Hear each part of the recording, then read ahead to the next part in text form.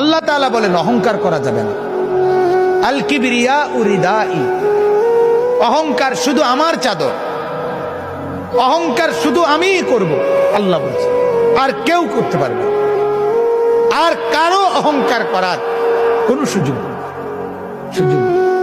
হাদিসের মধ্যে আছে আল্লাহর নবী সাল্লাল্লাহু আলাইহি সাল্লাম তিনি কোনোদিন পিছন দিকে হেলান দিয়ে জুতা পায়ে খাবার খেতেন না, বলতেন এটা অহংকারের পরিচয়।